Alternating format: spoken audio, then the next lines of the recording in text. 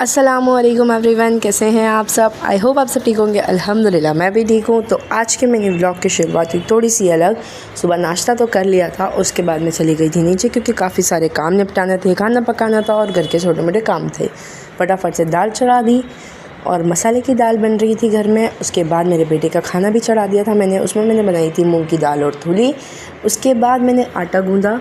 हम लोग ना मसाले की दाल के साथ यूजुअली मोटी रोटी खाते हैं। फिर उसके बाद मैंने बर्तन भी धोकर रख दिए थे और मैं जब रोटी बनाने खड़ी हुई तो देखा तो घी के डब्बे में घी था ही नहीं। फिर मैंने घी रिफ़िल करा। मेरी बॉल्स बन के तैयार थी, तवा चढ़ चुका था, मेरी दाल और मेरे बेटे का खाना पक रहा था।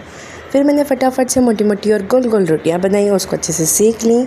और ये फॉन्डेंट का टेडी बनाया था मैंने जिसके ऊपर मैंने अबू लिखा था। उसके बाद मैं चली गई कपड़े धोने। कपड़े वगैरह धोने के बाद मैं नीचे आई। नीचे आकर मैं फ्रेशन अप हुई, मैंने लंच करा। लंच करने के बाद मैंने खाई छोटा सा स्वीट के लिए अफलातून, क्योंकि मेरा भाई लेकर आया था बॉम्बे से। उसके बाद ना मैं बारिश में ही चली गई थी सामान लेने, क्योंकि मुझे थोड़ा सा अर्जेंट सामान चाहिए था और बारिश रुकने का नाम ही नहीं ले रही थी। तो मैं सोचा भाई चलो भीगते भी जाएं और मेरे पूरे कपड़े गीले हो गए थे, इतने कि बहुत पानी टपक रहा था उनमें से।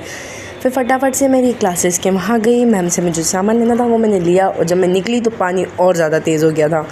मगर मैंने सोचा अब लाइबा भीग तो गए हैं, चलो घर। फिर वहाँ से आते वक्त मैं लाई कचौरी समोसे। फिर हम लोगों ने नाश्ता करा। नाश्ता वगैरह करने के बाद मेरा बेटा भी सोकर उठ गया था, तो मैंने उसको भी नाश्ता करा दिया। उसको नाश्ता वगैरह कराने के बाद शाम के वक्त फिर मैं थोड़ी देर लेटने के बाद गई नीचे केक बनाने की तैयारी करने। अब भाई माँ बेकर हो तो बच्चे का बर्थडे तो स्पेशल बनना ही था। आप जब ये व्लॉग देख रहे होंगे उस दिन मेरे बेटे का बर्थडे, तो उसको ढेर सारी विशेस दीजिएगा कमेंट सेक्शन में। उसके बाद मैंने केक बेक करने रख दिए थे सारे। उसके मीनवाइल मैंने चावल बना लिए और मेरे वालिद साहब की फरमाइश थी कि उनको खाना थे भजिए आलू के और प्याज के, तो मैंने उन सब की तैयारी भी कर ली। और जब तक मेरा तेल गर्म हो रहा था ना, मैंने आटा भी गूंद के रख दिया था ताकि फटाफट से रोटी का जो आटा है वो थोड़ा सा गल जाए और अच्छा बन जाए।